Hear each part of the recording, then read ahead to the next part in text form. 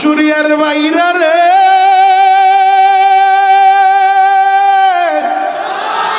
আমি জানি না তোমাদের কার মা বাইসা নাই, আমি জানি না কার বাবা বাইসা নাই। মা কারে বলে গো জানো? মার মতো দরদি এই পৃথিবীতে কেউ নাই রে ভাই। ওই মায়ের মনে আঘাত দিও না, ওই মায়ের মনে কষ্ট দিও না। 2 মিনিটে একটা ঘটনা তোমাদেরকে শোনা যায়, এখন শুধু চিৎকার মাইরা মাইরা কানবা। মার পাগল কয়জন আমি দেখতে চাই। ও সন্তানেরা, যেই মা 10 মাস 10 দিন গর্ভে ধারণ করলো, 2.5 বছর দুধ খাওয়াইলো, অনেক কপাল পোড়া এমন আছে টাকার মুখ দেখলে টাকার মালিক হইলে ওই মা বাবার আর ছিঁড়ে না ছিঁড়ে না। যুবক রে, জ্বলন্ত একটা প্রমাণ তোমাদেরকে দেয়া যায় কেমনে তোমরা মার মনে কষ্ট দাও। বরিশাল মেহেন্দিগঞ্জের এক ছেলে তার গ্রামের বাড়ি এক মেয়েরে পছন্দ করছে, মা বাবার অবাধ্য হয়ে মেয়ে নিয়ে বাইগা আসে। তার বাবাই মেনে নিব না, কারণ তাদের অর্থ সম্পদ আছে, আর মেয়ের বাবাটা রিক্সা চালায়, মেনে নিব না। এবার ছেলে বলে যেই মা বাবা আমার বউ মানবো না, ওই মা বাবাও আমার দরকার নাই। ছেলেটা বাড়ি থেকে রাগ কইরা আমাদের ঢাকা কেরানীগঞ্জে আইসা বাসা বাড়ালে গার্মেন্টসে ভর্তি হয়ে গেছে। ছেলেটা কাজ কইরা কোনো মতে সংসার চালায়। 5টা বছর মা বাবার সাথে কোনো যোগাযোগ নাই রে বাবা, মা বাবার সাথে কোনো সম্পর্ক নাই। এইরকম কত বছর সবে বরাতের আগে আমি কেরানীগঞ্জে বয়ানের মাঝখানে বলছি, ও যুবকেরা, সবে বরাতে আল্লাহ সবাইরে মাফ করব, যার অ্যাকাউন্টে মার বর্দ আছে তারে কিন্তু আল্লাহ মাফ করব না। আমার বয়ানের সাথে সাথে বাড়িতে ফোন দিয়া মার কাছে মাপ চাইবা। ওই ছেলেটা 5 বছর মার সাথে যোগাযোগ নাই, মায়েরে কোনো নাম্বারও দেয় নাই। 5টা বছর পর যখন বয়ান শুনছে, আল্লাহ তার দিলের পরিবর্তন ঘটায় দিছে। ছেলেটার সাথে সাথে মায়েরে টেলিফোন করছে। মায়েরে যখন টেলিফোন করছে, একবার শুধু বলছে মা, মা ডাকটা শোনার সাথে সাথে মায়ের চিৎকার শুরু করছে, বলে বাবা রে, তোর কোনো বিপদ হয়েছে না রে বাবা? ও বাবা, কেন তুই বাড়ি আসো না? ছেলেটা বলে মা গো, যেহেতু তোমরা আমার বউ মানবা না, আমিও রাগ করে চলে আসছিলাম। আজকে হুজুর বয়ান করে শুনাইলো, যদি তুমি আমারে মাফ না করো, আমার আল্লাহ বলে সবে বরাতে আমারে মাফ করবো না। মা গো, দেও না আমারে মাফ কইরা। মাই কান্দে আর বলে বাবা রে, তুই তো ছোট মানুষ, তুই তো বুঝোস না, আমি তোর বাবারে ম্যানেজ করব। ও বাবা, তুই বাড়িতে আয়। এই 5টা বছরে 10টা ঈদ গেছে, আমি মা ঠিক মতো খাবার খাই নাই রে বাবা। সবাই নতুন কাপড় পরছে, আমি তোর কষ্ট বুকেলে নতুন কাপড়টাও পরি নাই। ও বাবা, তুই বাড়িতে আয়। ওই ছেলেটা জুমার মসজিদে যায় আমার হাদিয়া দেয় আর বলে, হুজুর, আপনার কথাটা এইভাবে লাগবো আমি বুঝতে পারি নাই, আমি ভাবতেও পারি নাই। আমার 5 বছরের অপরাধ, আমার মা একবার মা ডাক শুই না মাফ কইরা দিব। ও যুবক, কেমনই মায়ের মনে কষ্ট দাও। নারে তাকবীর, আল্লাহু আকবার, আল্লাহু আকবার। এটা কি কোনো দলের স্লোগান? জবান খুলে বলেন, এটা কোনো দলের স্লোগান? এটা কোনো দলের স্লোগান না, এটা আল্লাহ প্রদত্ত একটা পাওয়ার। যেই পাওয়ার আল্লাহ শুধু মুসলমানদেরকে দিছে। কথা বলেন ঠিক কি না? মুসলমান জন্মের পরে ডান কান আল্লাহু আকবার, জন্মের পরেই বাম কান আল্লাহু আকবার। প্রতিদিন মসজিদের মিনার থেকে মুয়াজ্জিন ঘোষণা দেয় আল্লাহু আকবার। প্রতিদিন 5 ওয়াক্ত নামাজের প্রতি রাকাতে আল্লাহু আকবার। এমনকি দুনিয়া থেকে যেদিন বিদায় নিয়ে চলে যাব, শেষ বিদায়ের জানাজা, ওই দিনও আল্লাহু আকবার আছে না নাই? জবান খুলে বলেন বাবা, আছে না নাই?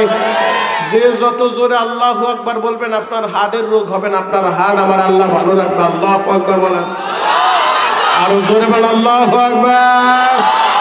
বাবাজি, সুযোগ পাইলে কৃপণতা কইরেন, একবারও নেতার নাম নিতে বলবো না। সে যত বড় নেতার খেতা হোক, যত টাকার মালিক হোক, এগুলো দেখার টাইম আমাদের নাই। আমরা মুসলমান, এই পৃথিবীতে আল্লাহ ছাড়া কারোর সামনে মাথা নত করি না। কথা বলেন ঠিক কিনা?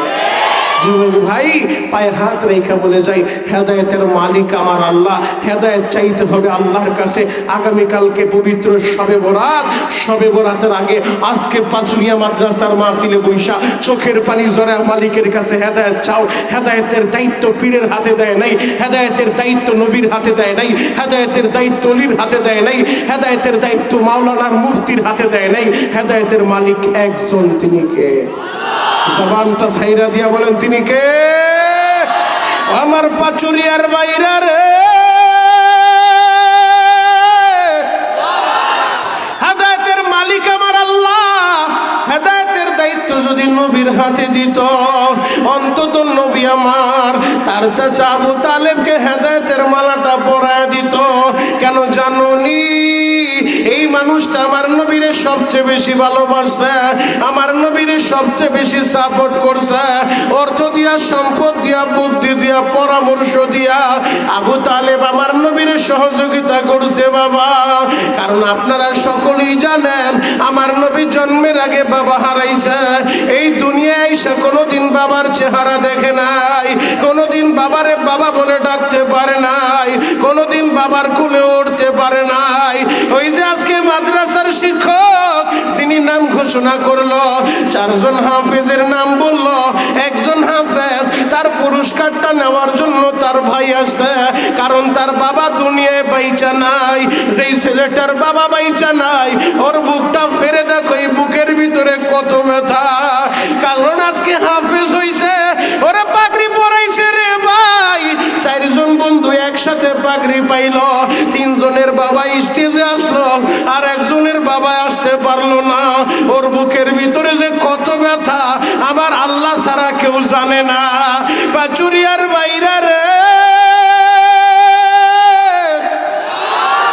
উম্মতের দরদি নবী আমার এই দুনিয়ায় আইসা কোনোদিন বাবার চেহারা দেখে নাই, কোনোদিন বাবারে বাবা বলে ডাকতে পারে নাই, কোনোদিন বাবার ভালোবাসাটাও পায় নাই। নবীর বয়স যখন 6 বছর, 6 বছরের সময় বাবার কবর জিয়ারত করতে যাইয়া আসার পথে মা আমেনাকেও হারাইয়া, এখন নবীর মাও নাই, বাবাও নাই, বয়স মাত্র 6 বছর। আমার নবীর মাও নাই, বাবাও নাই। কে আমার নবীরে খাবার খাওয়ায় দিব? কে আমার নবীরে দেখাশোনা করব? কে আমার নবীর অভিভাবকের দায়িত্ব পালন করব? 6 বছর বয়সের সময় নবীর দাদা কাবা ঘরের মুতাওয়াল্লি খাজা আব্দুল মুত্তালিব আমার নবীর দায়িত্ব নিলেন। আমার নবীরে গোসল করায় দেয়, আমার নবীরে খাবার খাওয়ায় দেয়, 6 বছর নবীরে ঘুম পাড়ায় দেয়। নবীজির বয়স যখন 8 বছর 10 দিন বাবা, হঠাৎ কইরা তার দাদা খাজা আব্দুল মুত্তালিব দুনিয়া ছাইরা চলে যায়। 8 বছরের নবী আমার আজকে দাদাও চলে গেছে, দাদার লাশের পাশে বইসা 8 বছরের নবী শুধু চোখের পানি জড়ায়। এই দৃশ্যটা দেখা তার চাচা আবু তালেব একটা দৌড়ে আইসা আমার নবীরে বুকের সাথে জড়ায় ধরছে। আবু তালেব বলে, মুহাম্মদ রে, আমি বুঝতে পারছি রে ভাতিজা, তোমার এই বুকের ভিতরে কত জ্বালা। কারণ তুমি বাবার আদর পাও নাই, তুমি বাবার ভালোবাসা পাও নাই। 6 বছর বয়সে মায়েরও হারাইছ, এরপরে দাদাই তোমারে দেখাশোনা করতো। আজকে 8 বছর বয়সের সময় এখন দাদাও মারা গেল। কে তোমারে খাবার খাওয়াইব, গোসল করাইব? কে তোমারে দেখাশোনা করব? কে তোমার অভিভাবকের দায়িত্ব পালন করব?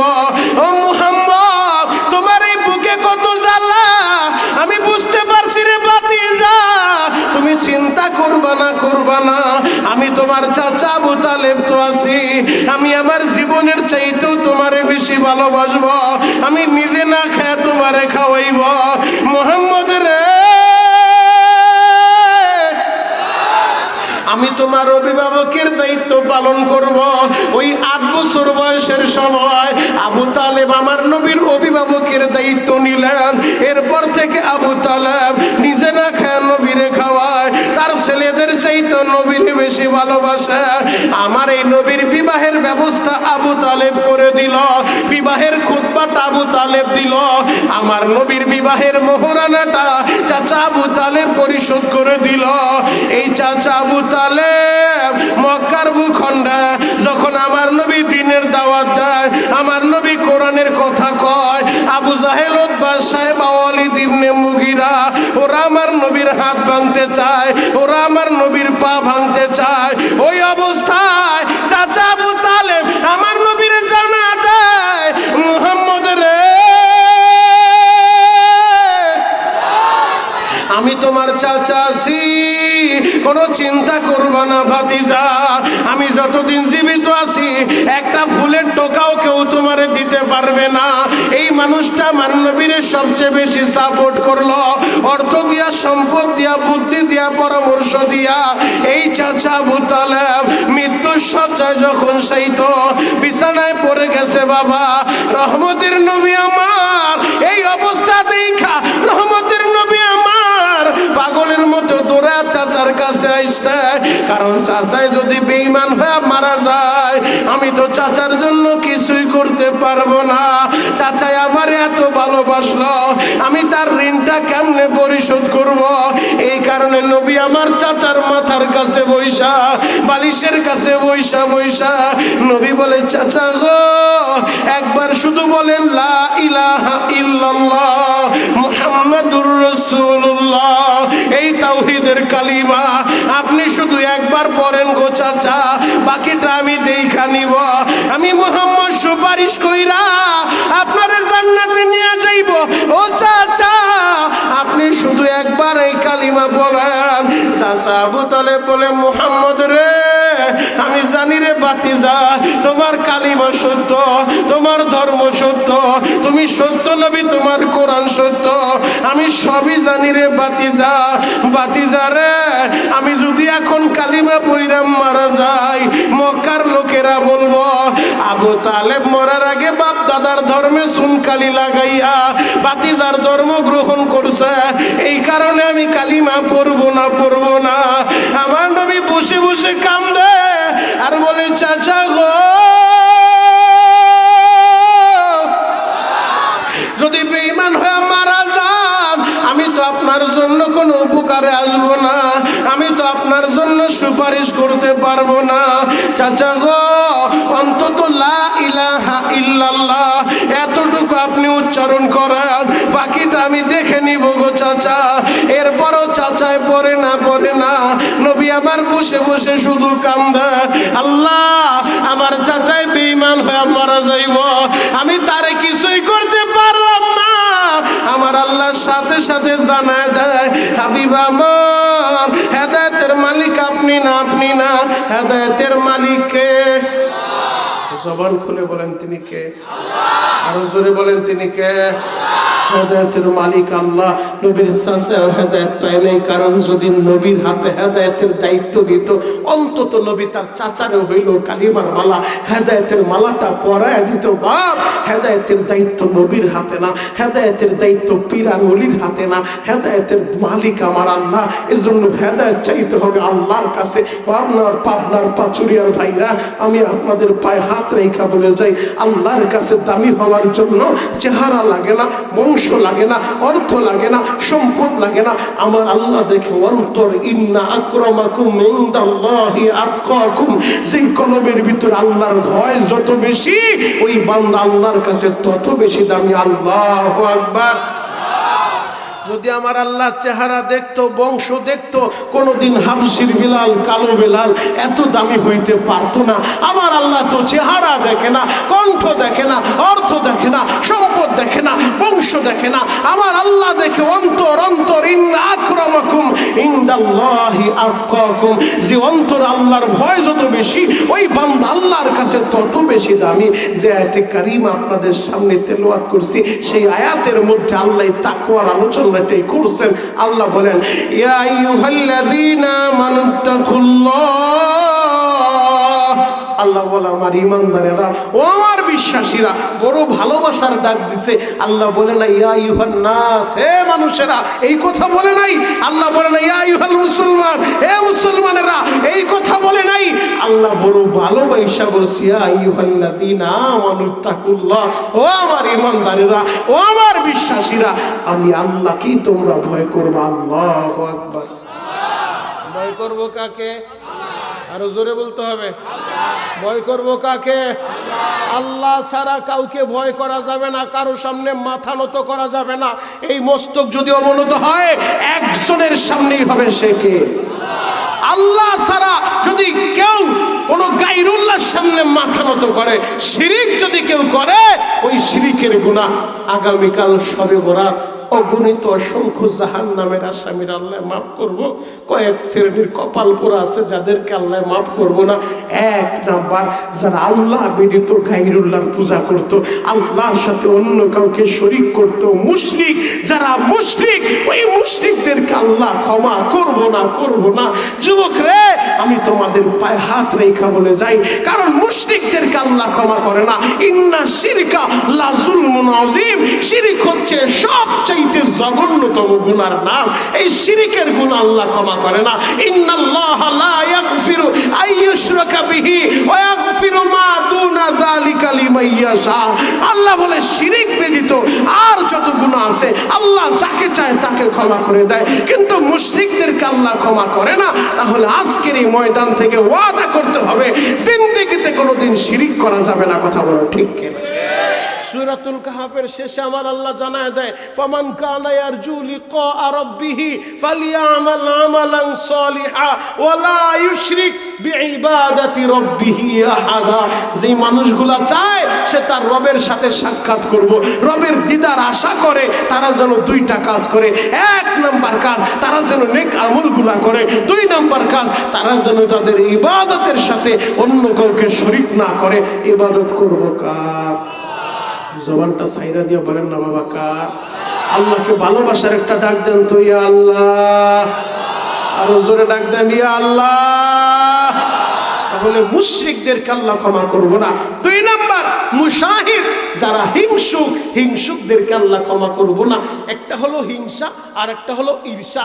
ঈর্ষা হলো এই যে ছেলেটা ইংরেজি বক্তব্য দিল, এখনো সাথী ভাই যারা আছে তাদের ঈর্ষা হবে যে আমার সাথী ভাই সে ইংরেজি বক্তব্য দিছে, আমিও দিতে চাই।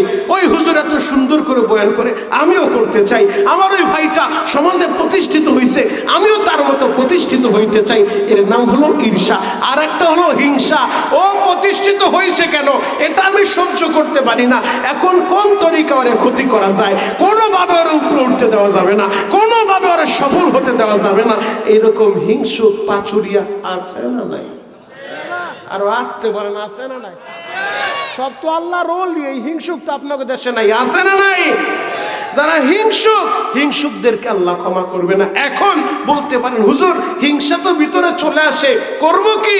এই হিংসা থেকে মুক্তির একটা উপায় হলো, উলামায়ে কেরাম লেখেন কিতাবের ভিতরে, হিংসা থেকে মুক্তি পাওয়ার আমল হলো, আপনি যার প্রতি হিংসা জাগে, আপনার জয় ভাইটা সফল হয়েছে, তারে দেখলে আমার হিংসা হয়, তাহলে আপনি তার জন্য বেশি বেশি দোয়া করবেন যে আল্লাহ 5 ওয়াক্ত নামাজের পরে যার প্রতি আপনার হিংসা হয়, সে সফল হয়েছে, আপনি সহ্য করতে পারেন না, 5 ওয়াক্ত নামাজের পরে দোয়া করবেন, আল্লাহ গো আপনি তাকে আরো সফলতা দান করেন, আরো সফলতা দান করেন, আরো সফলতা দান করেন।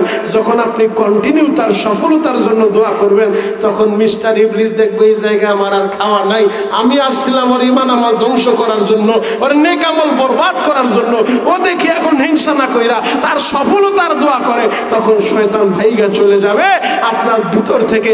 যার জন্য সফলতার জন্য আপনি দোয়া করেন, তার প্রতি তখন আর আপনার হিংসা হবে না। কথা বলেন ঠিক কিনা? এই জন্য হিংসা থেকে বাঁচতে হবে। যেহেতু আগামীকাল শবে বরাত, এই কারণে কিছু আলোচনা আমার করতেই হবে। আগামীকালকে তো সবাই আসবেন মসজিদে, আল্লাহর কাছে কান্নাকাটি করবেন, রোনাজারি করবেন। ওই আকাশের সূর্য যখন অস্তমিত যাবে, সাথে সাথে আমার আল্লাহ দুনিয়ার আসমানে আইসা সুবহে সাদিক পর্যন্ত আল্লাহ নিজে প্রথম আসমান আইসা ডাকতে থাকবে, আল্লাহ আমি মুস্তাগফিরিন ফাগফির, আল্লাহ কে আসো গুনাহগার, আমি আল্লাহকে বলো তো আমি আল্লাহ ক্ষমা করে দিব। কে আসো অভাবগ্রস্ত, আমারে বলো তো আমি অভাব দূর করে দিব। কে আসো বিমারি, আমাকে বলো আমি শেফা দিয়া দিব। আল্লাহ নিজে বান্দাকে ডাকতে থাকবে। আল্লাহু আকবার। নিসফে শাবান, শাবানের 14 তারিখ দিবাগত রাত, পবিত্র কোরআন যাকে লাইলাতুল মুবারাকা বলে, আর আমরা যাকে বলি শবে বরাত। এই শবে বরাতে, লাইলাতুল বরাতে, ভাগ্য রজনীতে আমার আল্লাহ অগণিত অসংখ্য জাহান্নামের আসামিরে মাফ করে দিবে। তাহলে যদি আমরা মাপ না পাই, আমাদের মতো হতভাগা পৃথিবীতে কেউ কে না। এজন্য আমাদেরকেও মাপ পাইতে হবে, আমাদেরকেও ক্ষমা নিতে হবে। কয়েকটা তরিকা বললাম।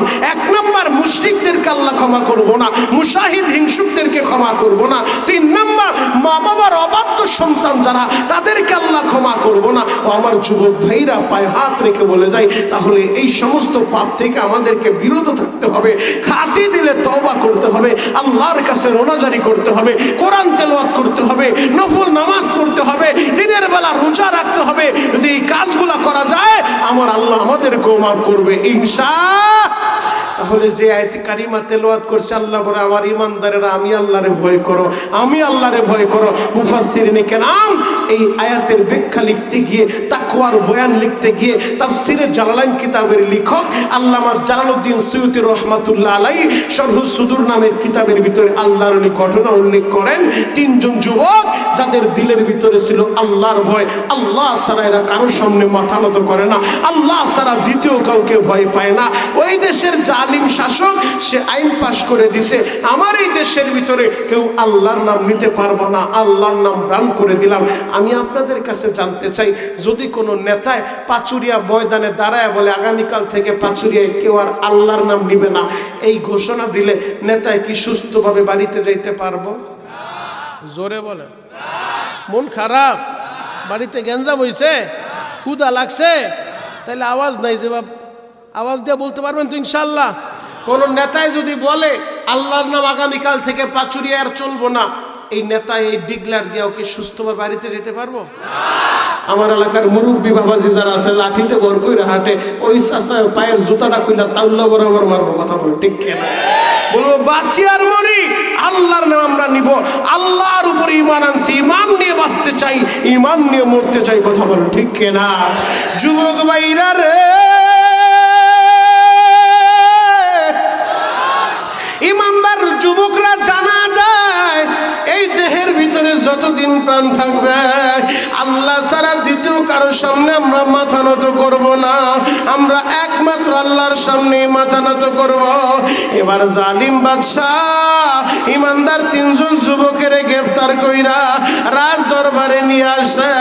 আসার পরে বলে, যুবক রে, আমি শুনলাম তোমরা আমার হুকুমের বিরুদ্ধে গেছ, তোমরা নাকি আল্লাহর নাম নিবা। ইমানদার কারে বলে, গো ইমানদার জানে দে বাদশা নামদার, আপনার ক্ষমতা আছে, প্রশাসন আছে, আমাদের প্রশাসনও নাই, ক্ষমতা নাই, আপনার যা মন চায় করতে পারেন, কিন্তু আমরা আল্লাহর উপরে ঈমান আনছি, ঈমান নিয়ে বাঁচতে চাই, ঈমান নিয়ে মরতে চাই, আল্লাহ ছাড়া কারোর সামনে মাথা নত করব না। জালিম বাদশা বলে, যুবক রে, তোমাদের পরিণাম কি হবে তোমরা কি জানো? বলে, এত জানার আমাদের দরকার নাই, আমরা আল্লাহর নাম নিছি, আল্লাহ ছাড়া কারোর সামনে মাথা নত করি না। এবার জালিম বাদশা বলে, বড় একটা ডেগাই না তৈল গরম করো, এদের একটা একটা দইরা দইরা ফুটন্ত তৈলে ছেড়ে দাও, আমি দেখবো এদের ঈমানের তেজ কত, এরা নাকি আল্লাহর নাম নিবে, এরা নাকি আমার পায়ের সামনে মাথা নত করবে না।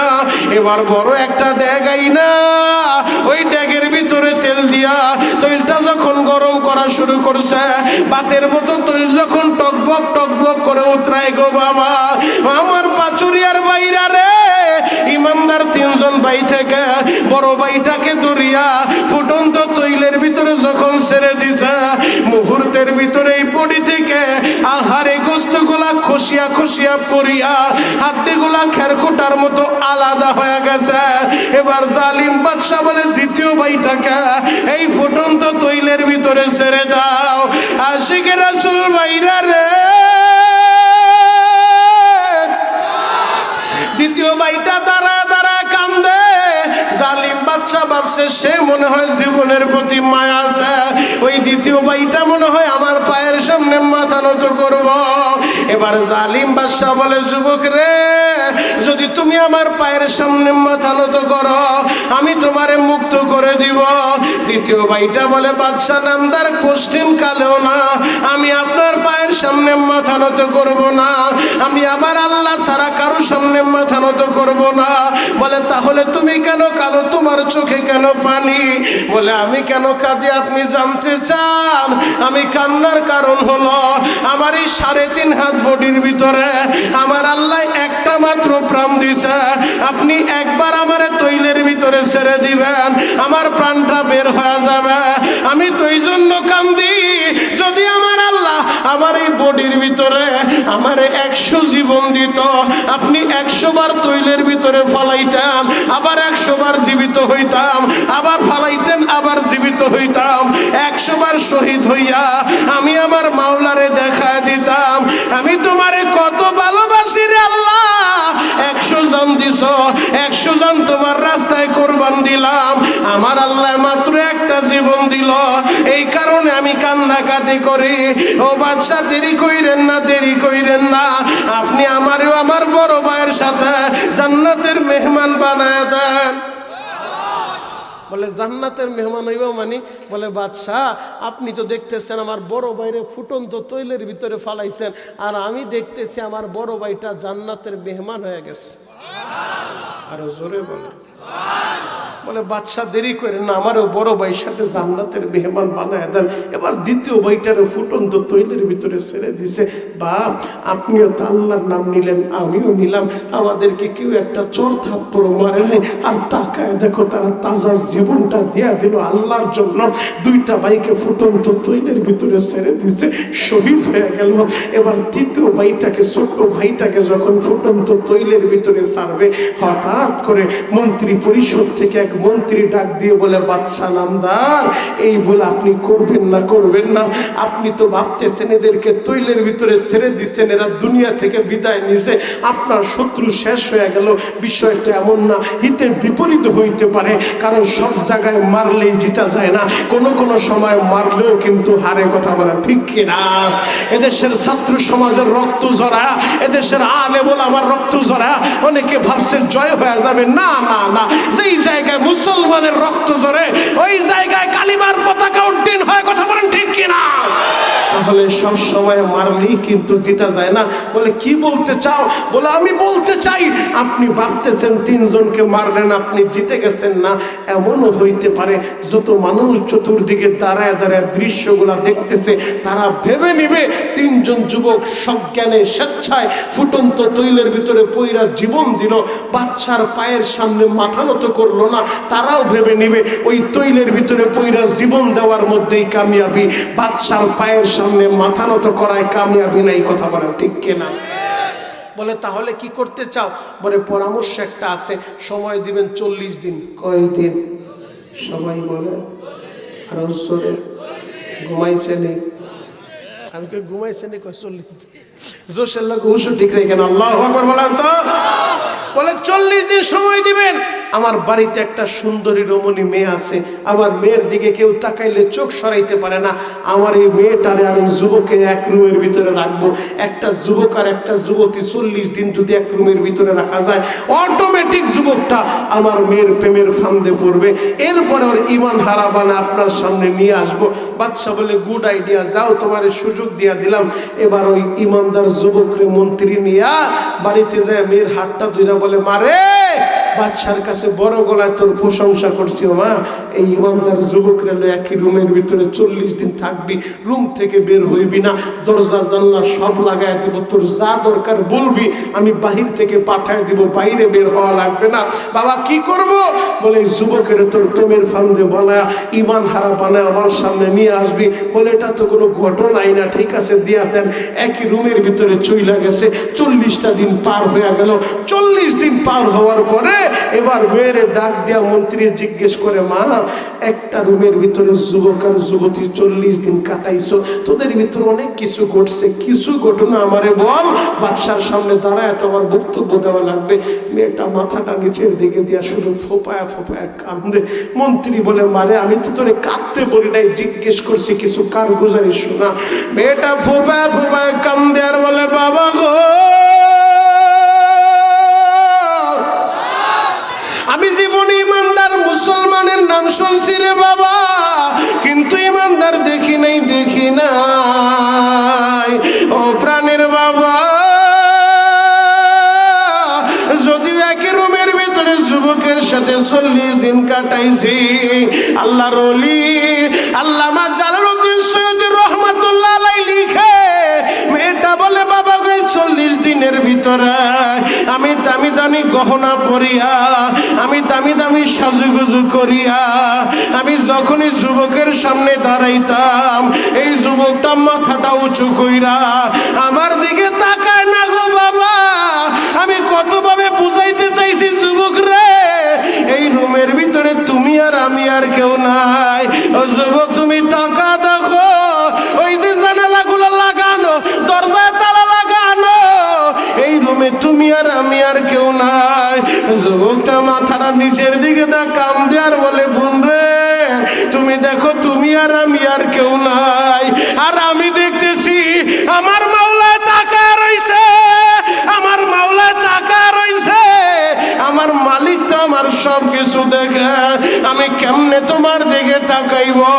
আমি এই চোখ দুইটা নাপা করতে পারবো না বোন রে। এই চোখ দুইটা আল্লাহ দিছে, এই চোখ দিয়ে আমি কোরআন দেখব, এই চোখ দিয়া দেখা দেখা মসজিদে যাব, এই চোখ দিয়ে আমি আমার মা বাবারে দেখব, এই চোখ দুইটা দিয়া আমি জান্নাতে যাইয়া আমি আমার মাওলারে দেখতে চাই, আমি আমার মাওলারে দেখতে চাই। পাচুরিয়ার বাইরা রে, আপনারা কারা কারা জান্নাতে যাই চোখ দিয়ে আল্লাহরে দেখতে চান? হাত দুইটা একটু আল্লাহরে দেখায়া দেন, চিৎকার মাইরা ডাক দেন না আল্লাহ, আরো জোরে ডাক দেন না বাবা আল্লাহ। আল্লাহ তুমি তাকা দেখো, তোমার পাগলেরা তোমারে জান্নাতে যায় দেখতে চায়। আল্লাহ এদের সবাইকে জান্নাতের মেহমান বানায় লও, এদের মা বাবারে মাফ কইরা দাও। আল্লাহ সবে বরাতে রাগের রাতে এই পাবনার দিকে তাকা দেখো, এরা কেউ খাবারের লোভে টাকার লোভে আসে নাই। আল্লাহ এরা তোমারে বন্ধু বানাইতে চায়, আল্লাহ এরা জীবনের গুনাহ মাফ করাইতে চায়। এদের সবাইকে তুমি মাফ কইরা দাও। চিৎকার মেরে বলেন না বাবা আমিন। এই যে মাহে রমজানের রোজা আমার আল্লাহ কেন ফরজ করেছে জানো? বান্দারে মুত্তাকি বানানোর জন্য। ইয়া আইয়ুহাল্লাযীনা আমানু কুতিবা আলাইকুমুস সিয়াম কামা কুতিবা আলাল্লাযীনা মিন ক্বাবলিকুম লাআল্লাকুম তাত্তাকুন। আল্লাহ বলে আমার ঈমানদারেরা, আমি তোমাদের উপরে রমজানের রোজা ফরজ করলাম, তোমাদের উপরে চাপা দেই নাই রে বান্দা। কামা কুতিবা আলাল্লাযীনা মিন ক্বাবলিকুম, তোমাদের পূর্ববর্তী উম্মত যারা ছিল তাদের উপরেও ফরজ করছি। কেন করছি জানো? লাআল্লাকুম তাত্তাকুন, যেন তোমরা মুত্তাকি হইতে পারো। আর মুত্তাকি যারা হবে তাদের পরিণাম হলো জান্নাত। আল্লাহু আকবার। আল্লাহ মুত্তাকি বানানোর জন্য রমজানের রোজা ফরজ করছে। আজকের মাহফিল থেকে আর একটা ওয়াদা করবা, রমজানের একটা রোজাও তুমি ছাইরা দিবা না। ও আমার যুবক ভাইরা রে, ও আমার দাড়ি পাকা আব্বাজানেরা, আল্লাহর ভয় যেই দিলের ভিতরে হাসিল হয়, ওই বান্দা দিনের আলো তো গুনাহ করে না, ওই বান্দা রাতের অন্ধকারেও গুনাহ করতে পারে না, ওই বান্দা রাস্তা ঢালাই দিতে যাইয়া রোডের বদলে বাস ঢুকায়া দিব না, ওই বান্দা দেশের সম্পদ চুরি কইরা বিদেশেও পাচার করব না। কথা বলেন ঠিক কিনা? এই জন্য আল্লাহর ভয়টা জরুরি বাবা। এই আল্লাহর ভয় তাকওয়ার ব্যাটারি চার্জ দেওয়ার জন্য এই পাচুরিয়া মাদ্রাসার মাহফিলের আয়োজন। তাকওয়ার ব্যাটারিটা চার্জ দেওয়ার জন্য হক্কানি পীরের খানকা, তাকওয়ার ব্যাটারি চার্জ দেওয়ার জন্য ওই সরমনের পীরের দরবার, তাকওয়ার ব্যাটারিটা চার্জ দেওয়ার জন্য উজানির পীরের দরবার, তাকওয়ার ব্যাটারিটা চার্জ দেওয়ার জন্য দাওয়াত ও তাবলীগের এই মেহনত, তাকওয়ার ব্যাটারিটা চার্জ দেওয়ার জন্য টঙ্গীর ইস্তেমারে বাবা, তাকওয়ার ব্যাটারিটা চার্জ দেওয়ার জন্য এই পাচুরিয়া মাদ্রাসা, তাকওয়ার ব্যাটারি চার্জ দেওয়ার জন্য জুমার মসজিদে মিম্বারে বসে ইমাম সাহেবের বয়ান। ও আমার যুবক ভাইরা, ও আমার দাড়ি পাকা বাবাজিরা, এই জন্য আল্লাহর ভয়টা জরুরি। অন্তরে আল্লাহর ভয় হাসিল করেন। আল্লাহর ভয় যদি অন্তরে থাকে ওই বান্দা গুনাহ করতে পারে না ওই বান্দাই চোখ দুইটা না পাক করতে পারে না। ইমানদার যুবক কাম দেয়ার বলে, বোন রে, আমি আমার চোখ দিয়া বেগানার দিকে তাকাইয়া আমি আমার চোখ দুইটা না পাক করব না। আমি এই চোখ দিয়া জান্নাতে যাইয়া আমি আমার মাওলারে দেখব। এই জন্যই তো আল্লাহর নবী বলে, হাসরের ময়দানে এক শ্রেণীর জান্নাতের মানুষেরা পাগলের মতো হয়ে যাবে। তারা বলবে, আমার মাওলাই কই, আমার মাওলাই কই। আমার মাওলারে দেখার জন্য ওয়াজের মাহফিলে দৌড়াইলাম, সেখানে পাইলাম না। আমার মাওলারে একটা নজর দেখার জন্য রাত্র 3টার সময় ঠান্ডা পানি দিয়ে ওযু বানায় জায়নামাজে দাঁড়াইছি, ওই জায়গায় আমি আমার মাওলার পাই নাই। আমি আমার মাওলারে একটা নজর দেখার জন্য ফজরের সময় মসজিদে আইছি, ওই জায়গায় আমি আমার মাওলারে দেখি নাই। আমি আমার মাওলারে একটা নজর দেখার জন্য সর্বনের ময়দানে গেছিলাম, ওই জায়গায় মাওলারে পাই নাই। আমি আমার মাওলারে দেখার জন্য টঙ্গীর ইস্তেমার ময়দানে বিছানা বিছাইলাম, ওই জায়গা আমি আমার মাওলারে পাইলাম না। আজকে জান্নাতে আসলাম, আমার মাওলাই কই, আমার মাওলাই কই। আমি আমার মাওলারে দেখব। আল্লাহ বলবো, জান্নাতীরা তোমরা অপেক্ষা করো, আমি তোমাদের সাথে দিদার দিব। আমার আল্লাহর কুরসির সামনে, চারের সামনে 70,000 নূরের পর্দা বাবা। আল্লাহ বলবে, ফেরেশতারা এই পর্দাগুলো একটু উঠে দে, আমি আমার বান্দাদের সাথে সরাসরি দিদার দিব। ওই যে তুর পাহাড়ে মুসা নবী কথা বলতে যায়, আশেক মাসুকের প্রেম যখন জইমা গেছে, মুসা বলে ফেলছে, রব্বি আরিনি, আল্লাহ একবার দেখাও। আল্লাহ বলে, লাম তারানি, মুসা সইতে পারবা না। মুসা বলে, রব্বি আরিনি, আল্লাহ বলে, লাম তারানি। মুসা নবী নাসুর বান্দা হাল ছাড়ে না, আল্লাহ একবার দেখাও। আল্লাহ বলে, মুসা রে, এই দুনিয়ার চোখ দিয়ে আমারে দেখলে সইতে পারবা না। মুসা বলে, রব্বি আরিনি, একবার দেখাও আল্লাহ। আল্লাহ বলে, সামান্য একটু নূরের তাজাল্লি দেই, আগে দেখো সহ্য করতে পারোনি, সামান্য একটু নূরের তাজাল্লি ছাইরা দিছে, পুরা তুর পাহাড়ে আগুন লেগে গেছে, মুসা নবী বেহুশ হয়ে পড়ে গেছে। জান্নাতের ভিতরে ওই চোখের পাওয়ার আল্লাহ দিয়া দিব। আল্লাহ 70,000 নূরের পর্দা উঠায়া সরাসরি জান্নাতি মানুষদের সাথে আমার আল্লাহ দেখা দিব, আমার আল্লাহ দেখা দিব। জান্নাতি মানুষেরা আমার আল্লাহরে দেখা এক নজরে তাকায় থাকবো, চোখের পলকটাও পড়বো না বাবা। 50,000 বছর কাইটা যাইব। আল্লাহ বলবো, জান্নাতীর আরো কিছু চাও? বলবে, আর কিছু আমাদের দরকার নাই। হুরগিল বান্ধি আমরা কি করব? এই নাচ নিয়ামত দিয়া কি করব? আল্লাহ, এই জান্নাতে শুধু তোমারই দেখতে চাই। আল্লাহু আকবার। আল্লাহ জান্নাত দিয়া কি করব? শুধু তোমারে দেখতে চাই, আর কিছু আমাদের লাগবে না। আমার যুবক ভাইরা, দাড়ি পাকা বাবাজিরা, তাহলে অন্তরে আল্লাহর ভয় রাখার দরকার আছে না নাই? আরো জোরে বলতে হবে, আছে না নাই? যুবক ভাই, পায়ে হাত রেখে বলে যাই, এই কোরআনকে সম্মান করো, কোরআনের প্রতি ভক্তি শ্রদ্ধা রাখতে হবে, কোরআনকে সম্মান করতে হবে। এই রমজান মাস তো কোরআন নাজিলের মাস, লাইলাতুল বরাত, ইন্না আনজালনাহু ফি লাইলাতিন মুবারাকা। যেই লাইলাতুল মুবারাকায়, যেই শবে বরাতে আমার আল্লাহ কোরআন নাজিলের সিদ্ধান্ত নিলেন, কোরআন নাজিল করলেন লাইলাতুল কদরে, ইন্না আনজালনাহু ফি লাইলাতিল কদর। যুবক, পায়ে হাত রেখে বলে যাই, তাহলে এই কোরআনের সাথে সম্পর্ক রাখার দরকার আছে না নাই? আরো জোরে বলেন, আছে না নাই? কোরআনকে সম্মান করলে আমার আল্লাহ তারে সম্মানিত করে দেয়, জিন্দেগির গুনাহ মাফ করায়। জ্বলন্ত একটা প্রমাণ আপনাদের সামনে তুলে ধরবো, যাতে আপনাদের বুঝতে সহজ হয়। যুবক ভাইরা রে, হাসান বসরি রহমাতুল্লাহ আলাইহি জগৎ বিখ্যাত একজন ওলিয়ে কামেল। তৎকালীন জামানায় ইরাকের একজন কুখ্যাত মদখোর ছিল, যার নাম বিশরে হাফি। যেই বিশরে হাফি মদ খায়া টাল হয়ে রাস্তায় পড়ে থাকতো, যার নেশাই ছিল মদ পান করা। মদের বারে যাই তার মদ পান করতো।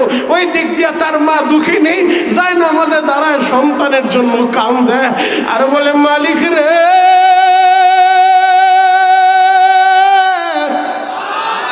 আমার ছেলেটা নেশাখোর হয়ে গেছে, আল্লাহ রে তুমি হেদায়েত দিয়া দাও। যেই ছেলেগুলা নেশাখোর হয়, মা বাবার কথা শুনে না। ওই মায়ের মনে যে কত জ্বালা আমার আল্লাহ ছাড়া কেউ জানে না রে ভাই। বিশরে হাফি মদখোর, মদ পান করে মাতাল হয়ে টাল হয়ে রাস্তায় পড়ে থাকে।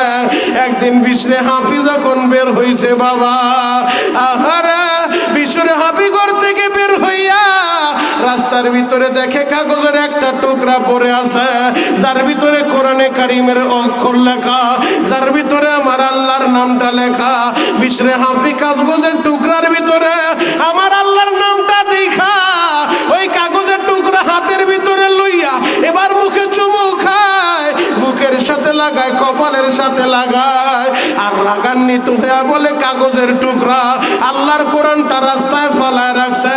কে রাস্তায় আল্লাহর কোরআনটা ফারাইল? এভাবে তেজাতেজি কইরা চিৎকার মাইরা বাড়িতে যায় বলে, মাগো এই দেখো আমার আল্লাহর নাম কে যেন রাস্তায় ফালায় রাখছে। ও মা, আমার আল্লাহর নামটা রাস্তায় পড়ে থাকবো এটা তো হইতে পারে না রে মা, আমি এই কাগজটা এখন কোন জায়গায় রাখবো? এবার বিশরে হাফি একবার টেবিলে রাখে, একবার পকেটের ভিতরে রাখে, আবার একটু আতর লাগাইয়া আল্লাহর নামটা এই কোরআনের অক্ষরগুলা এই কোরআনের কাগজের টুকরাটা বাবা বিশরে হাফি আলমারির ভিতরে রাখিয়া এবার মদের বারে চইলা গেছে মদ পান করার জন্য। মদ পান কইরা মদের বারে যাইয়া মাতাল হয়ে পড়ে আছে। এই দিক দিয়ে হাসান বসরি আল্লাহর ওলি গভীর রাত্রে ঘুমায় আছে। আমার আল্লাহ হাসান বসরির স্বপ্ন দেখা, ও হাসান বিশর নামে আমার একজন পাগল আছে যারে আমি আল্লাহ মাফ কইরা দিছি, তুমি তার একটু সংবাদটা জানায় দাও। স্বপ্নে যোগে আল্লাহর ওলি হাসান বসরি স্বপ্নটা দেখা গভীর রাত্রে ঘুম ভেঙে গেছে।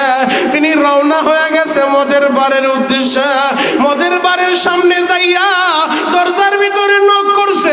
মদখোর সবাই গেটটা খুইলা তাকায় দেখে বড় হুজুর বারের সামনে। হুজুর এই জায়গায় কি চায়? হুজুর রে দেখা সবার মাথা নষ্ট। হায় হায়, হুজুর এইখানে কেন?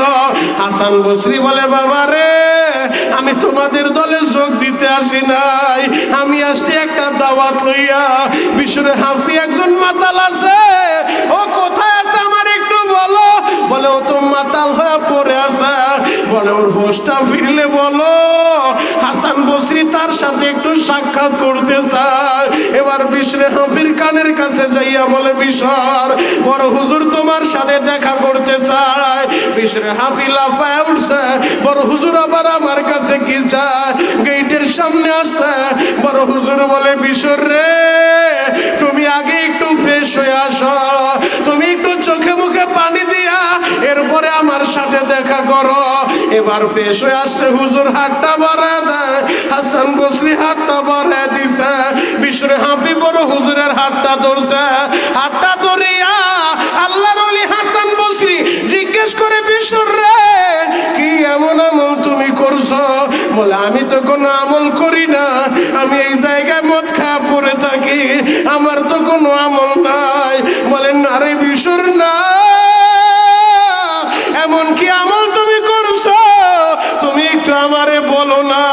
বলে, হুজুর আমার জীবনে কোনো আমল নাই, আমি ভালো কাজ করি না, আমি অন্ধকার জগতের লোক। বলে, বিশর তোমার বাড়িতে কে আছে? আমার বাড়িতে আমার মা আছে। বলে, তোমার মার সাথে একটু সাক্ষাৎ করব। এবার বিশরে হাফিরের সাথে লইয়া আল্লাহর ওলি হাসান বসরি তার বাড়িতে চইলা যায়। বাবা বাড়িতে যাইয়া আল্লাহর ওলি হাসান বসরি জিজ্ঞেস করে, বিশরের মা তোমার সন্তান কি এমন নেক আমল করছে?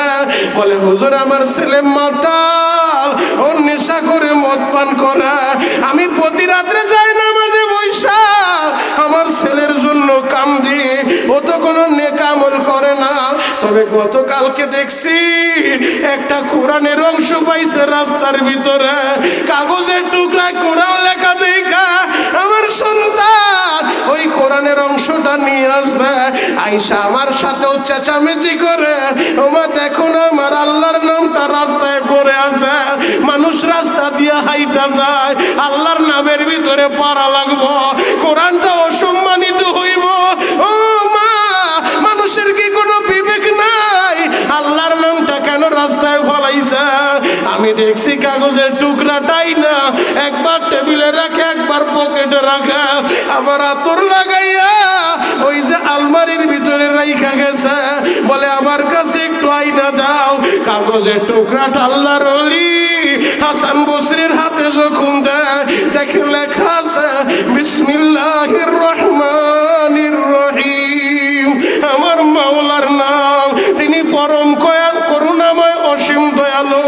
আমার মাওলার নামটা যখন লেখা, ওই যে আমার আল্লাহর নামের সম্মান দিছে আমার আল্লাহ।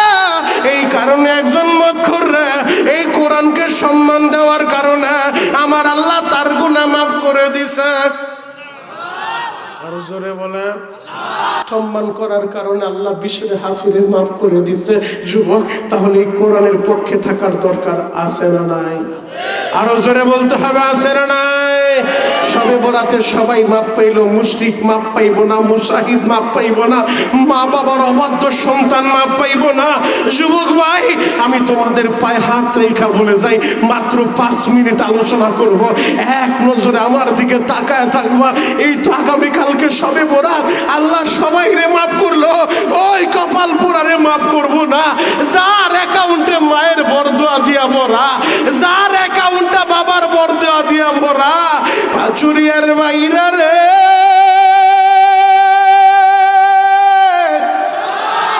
আমি জানি না তোমাদের কার মা বাইসা নাই, আমি জানি না কার বাবা বাইসা নাই।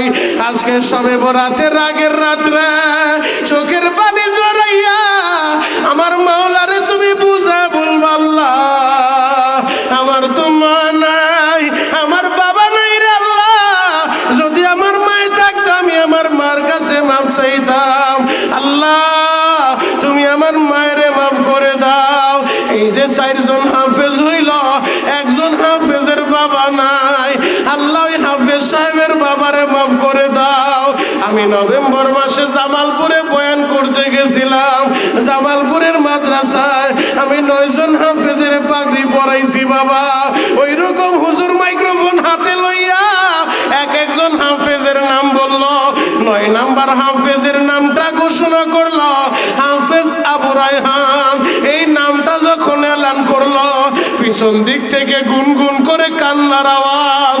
আমি যখন মাথায় পাগড়ি পেঁচাইতেছিলাম, দেখি ছেলেটা ফোপায় ফোপায় কান্দে। আমি ওরে ধরে জিজ্ঞেস করলাম, বাবারে তুমি পাগড়ি পাইবা আনন্দের দিন, তুমি কেন কাঁদো? বলে হুজুর আপনি কি শুনেন নাই? বড় হুজুর কি বলছে? আমার বাবা নাই, আমার অভিভাবক কেউ নাই। আজকে যেমন অভিভাবকদেরকে পাগড়ি পরায়া দিল, অভিভাবকদেরকে রুমাল হাতিয়া দিল, ওই দিন অভিভাবকদের একটা পুরস্কার দিছে বাবা। যাই নামাজ তসবিহ রুমাল হাতিয়া দিল, এক একটা প্যাকেট এক এক গার্ডিয়ানের হাতে আমি তুলে দিলাম। হাফেজ আবু রায়হান ওর নামটা যখন বলল, হুজুর বারবার বলে আবু রায়হানের কোনো অভিভাবক আসেননি, থাকলে একটু সামনে আসেন, প্রধান বক্তার হাত থেকে পুরস্কারটা নেন। খোদার কসম করে বলি বাবা, হাজার হাজার মানুষ বসে আছে, শত শত মানুষ দুই সাইডে দাঁড়ায় রইছে, কেউ আসে না, কেউ পুরস্কারটা নিতে আসলো না। ওই ছেলেটা বলে, হুজুর আমি গরিবের ছেলে, আমার বাবাই রিক্সা চালাইয়া আমার এই মাদ্রাসায় ভর্তি করছে। আমি মাঝে মধ্যে বাবার কষ্ট দেখা আমি বাড়িতে যাইয়া আমি আমার বাবারে বলতাম, বাবা গো তোমার আর রিক্সা চালাইতে হবে না, ও বাবা তুমি আমারে কাজে লাগায় দাও, আমি নিজে কাজ করব, তুমি রিক্সা চালাও না। আমার বাবা কান্ত আর বলতো, বাবা রে আমি এখনো জীবিত, এখনো আমি মরি নাই, আমি তোর বাবা, আমি দরকার হইলে আমার কিডনি বেচা আমি তোরে হাফেজ বানাইবো রে বাবা। ও বাবা তুই মাদ্রাসাটা ছাড়িস না। হুজুর আজকে ঠিকই হাফেজ হইলাম, 1 মাস আগে বাবাই কবরে চইলা গেল, আমার বাবাই দেখতে পারলো না তার ছেলে হাফেজ হইয়া পাগড়ি পাইছা। ও আমার বাপ হারা বাইরা, ও আমার মা হারা বাইরা, তোমরাও এখন বসে বসে কাঁদতে থাকো। করবা। আর যার মা আছে, যার বাবা আছে, তোর পা দুইটা গাদা আমি শরীয়তপুরি তোর পা ধরে বলে যাব, আজকে বাড়িতে যে আমার কাছে মাপ চাইবা। আগামীকালকে শবে বরাত, আল্লাহ সবাই রে মাফ করলো, মার অবাধ্য সন্তান রে মাফ করবো না। যার অ্যাকাউন্টে মার বর দোয়া দিয়া ভরা, যার অ্যাকাউন্টে বাবার বর দোয়া দিয়া ভরা। যুবক রে, ওই মার মনে কষ্ট দিও না। আজকে রাত্রেই তুমি মার কাছে মাপ চায়া লয়। যদি মার কাছে মাপ নিতে পারো, মায়ে যদি মাফ করে দেয়, ওই শবে বরাতে আল্লাহও তোমারে মাফ করে দিব। মার মনে কেমনে কষ্ট দাও রে ভাই, চুরিয়ার বাইরা রে।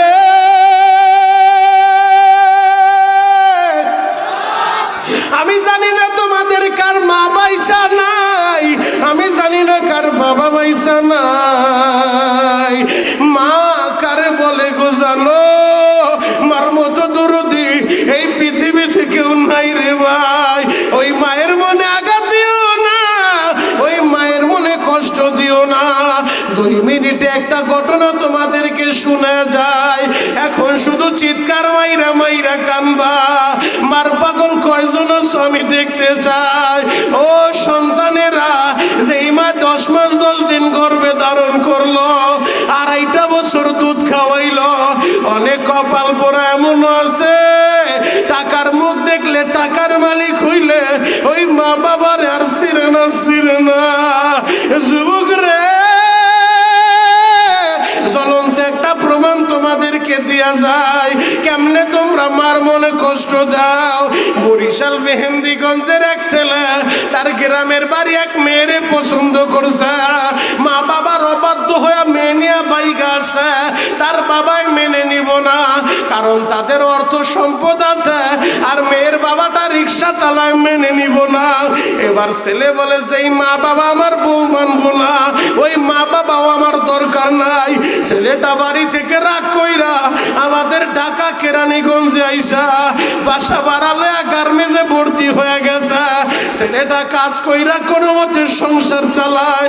5টা বছর মা বাবার সাথে কোনো যোগাযোগ নাই রে বাবা, মা বাবার সাথে কোনো সম্পর্ক নাই। এইরকম কত বছর শবে বরাতের আগে আমি কেরানীগঞ্জে বয়ানের মাঝখানে বলছি, ও যুবকেরা, শবে বরাতে আল্লাহ সবাই রে মাফ করবো। যার অ্যাকাউন্টে মার বর্দ আছে, তারে কিন্তু আল্লাহ মাফ করবো না। আমার বয়ানের সাথে সাথে বাড়িতে ফোন দিয়া মার কাছে মাপ চাইবা। ওই ছেলেটা 5 বছর মার সাথে যোগাযোগ নাই, মায়েরে কোনো নাম্বারও দেয় নাই। 5টা বছর পর যখন বয়ান শুনছে, আল্লাহ তার দিলের পরিবর্তন ঘটায় দিছে। ছেলেটার সাথে সাথে মায়েরে টেলিফোন করছে। মায়েরে যখন টেলিফোন করছে, একবার শুধু বলছে মা, মা ডাক্তার শোনার সাথে সাথে মায়ের চিৎকার শুরু করছে, বলে বাবা রে, তোর কোনো বিপদ হয়েছে না রে বাবা? ও বাবা, কেন তুই বাড়ি আসো না? ছেলেটা বলে, মা গো, যেহেতু তোমরা আমার বউ মানবা না, আমিও রাগ করে চলে আসছিলাম। আজকে হুজুর বয়ান করে শুনাইলো, যদি তুমি আমারে মাফ না করো, আমার আল্লাহ বলে শবে বরাতে আমারে মাফ করবো না। মা গো, দেও না আমারে মাফ কইরা। মাই কান্দে আর বলে, বাবা রে, তুই তো ছোট মানুষ, তুই তো বুঝোস না, আমি তোর বাবারে ম্যানেজ করব। ও বাবা, তুই বাড়িতে আয়। এই 5টা বছরে 10টা ঈদ গেছে, আমি মা ঠিক মতো খাবার খাই নাই রে বাবা। সবাই নতুন কাপড় পরছে, আমি তোর কষ্ট বুকেলে নতুন কাপড়টাও পরি নাই। ও বাবা, তুই বাড়িতে আয়। ওই ছেলেটা জুমার মসজিদে যায় আমার হাদিয়া দেয় আর বলে, হুজুর, আপনার কথাটা এইভাবে লাগবো আমি বুঝতে পারি নাই, আমি ভাবতেও পারি নাই। আমার 5 বছরের অপরাধ, আমার মা একবার মা ডাক শুই না মাফ কইরা দিব। ও যুবক, কেমন মায়ের মনে কষ্ট দাও? আল্লাহর ওলি নকশাবন্দি কিতাবের ভিতরে লিখে, 18 বছর কপাল পোড়া ছেলে, মা বাবার সাথে কোনো সম্পর্ক নাই, বাড়িতেও আসে না, মা বাবা বেঁচে আছে না মরে গেছে তাও জানে না। 18 বছর পর ছেলের দিলের ভিতরে একটু পরিবর্তন আসছে। হেদায়েতের মালিককে জোরে বলেন বাপকে। আল্লাহ কাকে কখন হেদায়েত দেয় বলা যায় না। আজকের এই বয়ানটা কারো জীবনের মোড় আল্লাহ ঘুরায় দিতে পারে। যুবক ভাই, আমি তোমাদের পায়ে হাত রেখে বলো, দিলের কানটা লাগা আমার কথাগুলো শুনো। 5টা মিনিট আমার সময় দিবে, এক নজরে তাকায় দেখবো। পুরা ময়দানে চোখের পানি দেখতে চাই। নকশবন্দি কিতাবের ভিতরে লিখছে 18 বছর সন্তান মা বাবার সম্পর্ক নাই, মা বাবার সাথে যোগাযোগ নাই। 18 বছর পর দিলের ভিতরে একটু পরিবর্তন আইছে। আমি কেমন ছেলে, যেই মা 10 মাস 10 দিন গর্ভে রাখলো, মার খবর লই না। এবার ছেলে বাড়িতে গেছে, গ্রামের বাড়ি যায় দেখে তাদের বাড়ির জায়গায় বাড়ি নাই, ঘরের জায়গায় ঘর নাই। একটা আঙ্গুর ফলের বাগান দেখা যায়। একজন দারোয়ান কাছে একটা হাতে লয়ে দাঁড়ায় রয়েছে। যুবক যায় বলে, চাচা, ও চাচা, এই জায়গায় না বাড়ি ছিল, বাড়ি কই? এবার না মুরব্বী বলে, এই তুমি বাড়ির খবর নিতে আইছো, তুমি কি জানো না বাড়িওয়ালা অনেক আগে বাড়ি বিক্রি করে সে তো মারা গেছে। চাচা, বাড়িওয়ালা বাড়ি বিক্রি করছে, মারা গেছে মানে? বলে, তার একটা কপাল পোড়া ছেলে আছে, বাপ মার সাথে যোগাযোগ নাই। ওই বাবা সন্তানের জন্য কাঁদতে কাঁদতে অসুস্থ হয়ে গেছে, হার্টের রোগ হয়ে গেছে, বিভিন্ন রোগ ধরা পড়ছে। এবার বাবার ট্রিটমেন্ট করার জন্য শেষ সম্বল ভিটা বাড়িটা বিক্রি করছে। এরপরও বাবারে বাঁচাইতে পারে নাই, বাবায় মারা গেছে। যুবকটা বলে, চাচা গো, বাবাই মারা গেছে, তাহলে ওই মায় কই? বলে, তার মা সন্তানের জন্য কাঁদতে কাঁদতে অন্ধ হয়ে গেছে, এখন আর চোখে দেখে না। ওই মা মানুষের বাড়ি বাড়ি ভিক্ষা করে সারাদিন। রাত্র হইল, ওই যে বাগানের ভিতরে একটা ঝুপড়ি ঘর দেখো, ওইখানে এসে থাকে। এবার মুরব্বী বলে, আমি যদি ওই ছেলেটারে কোনোদিন পাই, ওরে টুকরা টুকরা করে আমি বাগা দিব। এমন মায়েরে কেউ কষ্ট দেয়, এমন বাবারে কেউ কষ্ট দেয়। 18 বছর মা বাবার সাথে যোগাযোগ নাই, এরপরও মায়ের সারাদিন সন্তানের জন্য কান্দে। এবার যুবকটা লজ্জায় আর নিজের পরিচয় দেওয়ার সাহস তার নাই। বলে, চাচা গো, আমি একটু ওই মার সাথে দেখা করতে চাই, আমি কি দেখা পাবো? বলে, ওই ঝুপড়ি ঘরের কাছে যাও, সারাদিন তো বাড়ি বাড়ি ভিক্ষা করে, রাত্র হইলেই বাগানের ওই ঝুপড়ি ঘরে আইসা থাকে, যদি আসে দেখা পাইলে পাইতেও পারো। এবার যুবকটা 18 বছর পর মায়ের দেখবো। ও পাচুরিয়ার যুবক, তুই দিলের কানটা লাগা আমার কথাগুলো শোন, তোর দিলের কানটা দিয়ে আমার কথাগুলো শোন। 18 বছর পর ছেলে তার মায়ের দেখবো, বুক ভরা আশা লয়া দাঁড়ায় রয়েছে। 18 বছর আমি আমার মায়ের দেখি না। হঠাৎ করে সন্ধ্যার সময় মাগরিবের পূর্ব মুহূর্তে সন্তান তাকায় দেখে মা দুঃখিনী, এক হাতে ভিক্ষার ঝুলি আর এক হাতে লাঠিতে ভর কইরা কইরা অন্ধ মাসতাছে। এই দৃশ্য কোনো সন্তান সইতে পারে না। সন্তান দেখাই কান্না শুরু করছে, মালিক রে,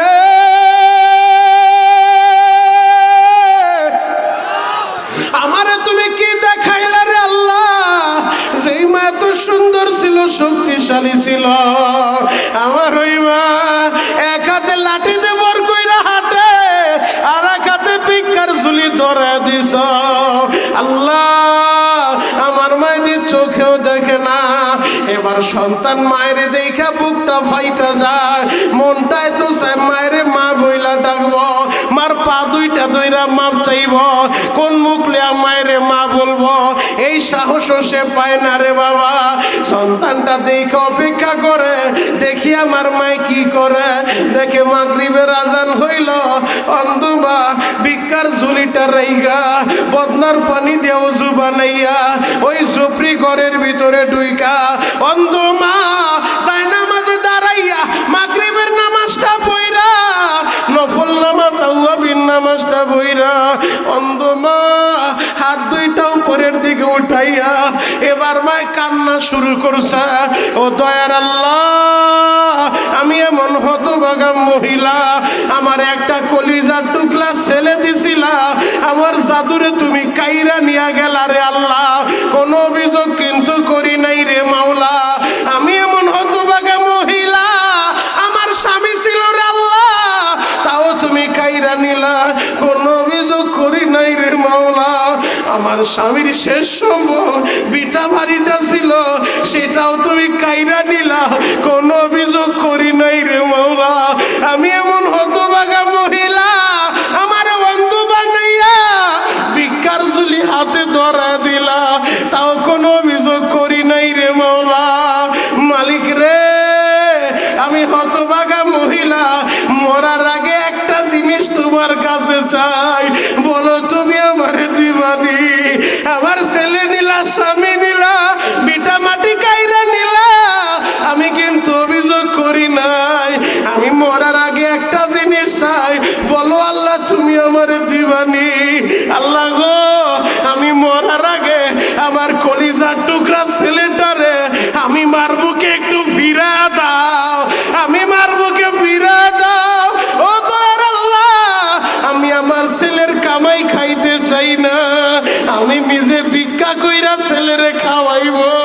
আল্লাহ গো, তাহলে কেন ওরে চাই জানো? আমি যদি এই মুহূর্তে মইরা যাই, আমার স্বামী নাই যে আমারে মাটি দিব, আমার বাবায় পয়সা নাই যে আমারে মাটি দিব, আমার আপন একটা ভাই নাই যে আমারে মাটি দিব। আল্লাহ, আমি যদি এই মুহূর্তে মইরা যাই, আমি এমনই হতভাগা, পরপুরুষে আমারে মাটি দিব, পরপুরুষে আমারে কবরে শুয়াইব।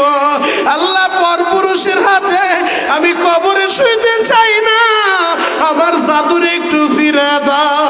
আমার ছেলেরে আমি ভিক্ষা কইরা খাওয়াইব, আমার ছেলেটাই যেন আমি মায়ের একটু কবর দিতে পারে, আমার ছেলেটাই যেন আমার একটু কবরে শুয়াইতে পারে। এবার সন্তান তাকা দেখে, 18 বছর মার খবর লই না, মায় দিয়ে এখনো আমার জন্য কান্দে, আমারে ভুলে নাই। এবার ছেলের দিলে একটু সাহস আইছে, একটা দৌড় দিয়া ঘরের ভিতরে যায় মায়ের পিছন দিক থেকে জড়ায় ধরছে। মা, ও মা, তোর ডাক আল্লাহ কবুল করছে রে মা, তোর ছেলেরে ফিরা দিছে রে মা, ও মা, ছেলেরে ফিরা দিছে, ফিরা দিছে। অন্ধ মা সন্তানের দিকে কইরা এই হাত দিয়া ছেলের চেহারাটা বুলায় দেয় আর বলে, বাবা রে, এমন সময় আইলি, আমি মায়ার এই চোখ দিয়া দেখতে পারলাম না, পারলাম না। বাবা রে, সারাদিন মনে হয় কিছুতে খাস নাই রে বাবা, তোর চেহারাটা তুই বলিন হয়ে গেছে। ও পাচুরিয়ার যুবক, এর নাম হলো মা। মা, মা 18 বছর সন্তানের খবর লয় না, এরপরও মায়ের সন্তানরে ভুলে না, ভুলে না। কেমনই মার মনে কষ্ট দাও, কেমনই মায়েরে ঘর থেকে বের করে দাও। আজকে নেশার জন্য যুব সমাজ মায়েরে মারে, বাবারে মারে, কথা বলে ঠিক কিনা? আমি পায়ে হাত রেখা বলি, ভাই, নেশা কইরা জীবন ধ্বংস করিস না, মা বাবার মনে বরদোয়া লইস না, মা বাবার মনে কষ্ট দিস না। আজকে বাড়িতে যায় যদি মার কাছে মাপ নিতে পারো, আমার আল্লাহ তোমারে মাফ করে দিব। সবে বরাতে তুমি মাপ পাইবা, নয়তো তোমার মাপের আশা করা যায় না। আমি জানি না কে যেন এই হাত দুইটা দিয়া মায়েরে মাটি দিছেন, আমি জানি না কে যেন হাত দুইটা দিয়া বাবারে মাটি দিছেন, আমি জানি না কে যেন শেষবারের মতো মায়েরে বিদায় দিয়া দিছেন। 2 বছর, 4 বছর, 5 বছর হয়ে গেল, আর মার চেহারাটাও দেখেন না, বাবার চেহারাটাও দেখেন না। এই যে আমি শহীদুলদের বাড়িতে বসেছিলাম, ওই ময়মনসিংহ গরিপুর থেকে একটা যুবক টেলিফোন করছে, বলে, হুজুর, একই বছরের ভিতরে আমি মা বাবা দুজনরে হারাইছি, আমার মা বাবার জন্য একটু দোয়া কইরেন। যুবক ভাইরা রে, ওই মার কথাটা স্মরণ কইরা আমার মাওলার দরবারে চোখের পানি জড়াইয়া আমার আল্লাহরে বুঝা বলবা, আল্লাহ, আমার মায়েরে তুমি মাইরো না, মাইরো না, আমার মায়েরে মাফ করে দাও। যদি আল্লাহ তোমার মায়েরে মাফ করে দেয়, ওরে যুবক, সন্তানের চোখের পানি আল্লাহ ফিরা দেয় না, তাহলে সবে বরাতের আগের রাতে একটা ওয়াদা মালিকের সাথে করবা, আসামির মতো হাত দুইটা আল্লাহরে দেখায়া, আল্লাহ জীবনে নামাজ ছাড়বো না, মা বাবার মনে কষ্ট দিব না, রমজান মাসে একটা রোজাও আমি ছাইরা দিব না, আমি আমার মায়েরে কষ্ট দিব না, বাবারে কষ্ট দিব না। আর যার মা বাইচা নাই, আর যার বাবা বাইচা নাই, তুমি হাত উঠাইয়া চিৎকার মাইরা মাইরা কানবা, আলবরবা, আল্লাহ, আমার মার কবরটা জান্নাতের বাগান বানায় দাও। ও সন্তানেরা, এখনই তোমার চোখের পানি আল্লাহ কবুল করে লইব, তোমার চোখের পানি ফেরেশতারা তোমার মা বাবার কবরে দেখাইব। ও আব্দুর রহিমের বাবা, ও আব্দুল করিমের বাবা, ওই যে তাকা দেখো, তোমার সন্তান না ফিলে বৈশা বৈশা কান্দে, সন্তানের চোখের পানি বৃথা যাবে না, যাবে না। আমি জানি না কারা প্রবাসের বাড়িতে বৈশা আমার বয়ান শুনো রে ভাই, এমন কোনো দিন নাই প্রবাসীরা দোয়া চায় না। কারণ এই প্রবাসীদের মনে কত জ্বালা আমার আল্লাহ ছাড়া কেউ জানে না, জানে না। এই সবে বরাতে তোমরা তো মার কাছে মাপ চাইবা।